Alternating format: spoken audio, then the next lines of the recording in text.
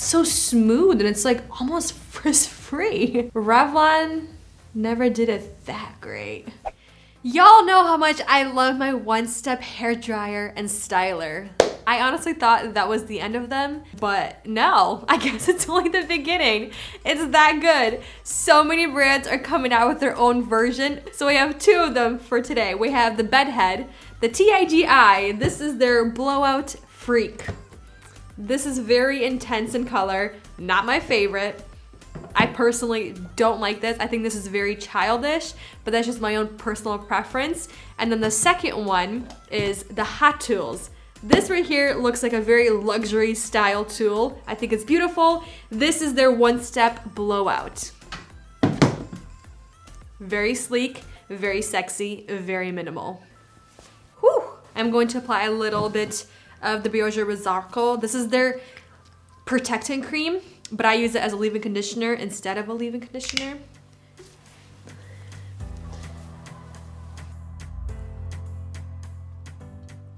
Right side is the Hot Tools, left side is the Bedhead. Let's just see if there's any difference. Probably not. Who knows? Maybe it's a huge difference. I'm going to start off with the high heat just to see how they compare to the Revlon.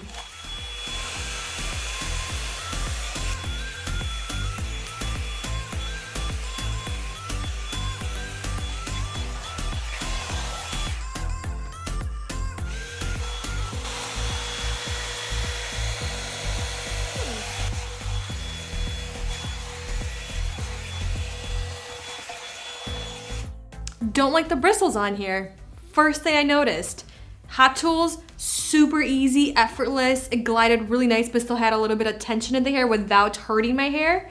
My scalp, actually, not my hair. This, extra resistance, not as smooth. Interesting.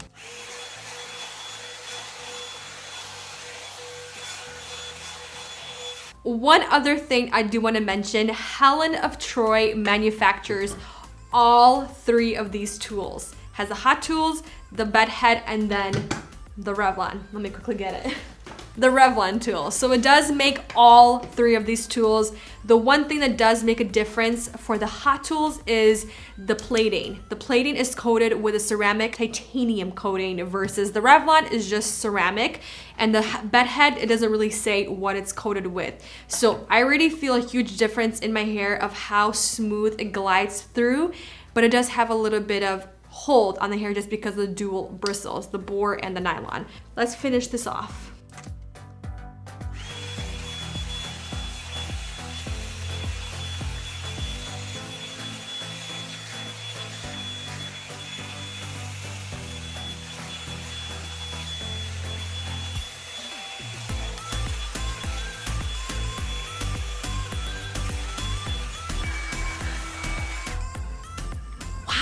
So smooth and it's like almost frizz-free.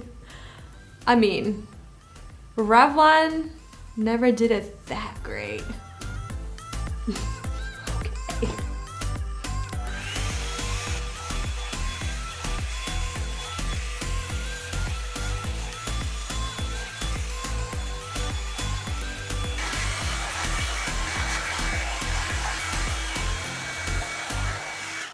I just want to show you guys a quick difference. Look at the Hot Tools versus Helen of Troy. Not Helen of Troy. Versus the Bedhead. You can even see the difference in frizz and the smoothness of the hair. It's very smooth on the Hot Tools versus the Bedhead side.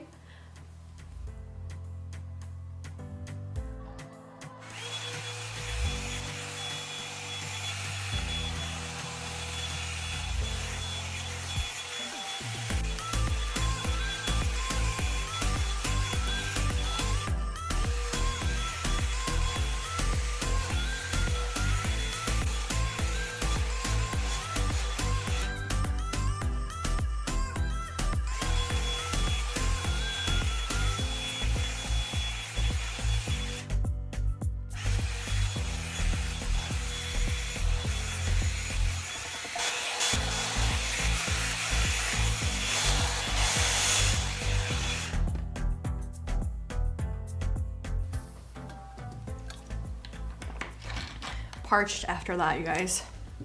All right, so now that I'm finally done, one thing I do want to mention is they both took relatively the same amount of time to dry my hair. It wasn't a crazy noticeable difference. Honestly, they're very similar in terms of how fast it took to dry the hair.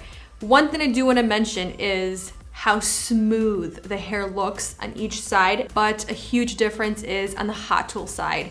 From the very beginning, the hair is very, very smooth and it dries down very smooth and very evenly and consistently throughout the hair from the bottom to the very top. There's very few flyaways.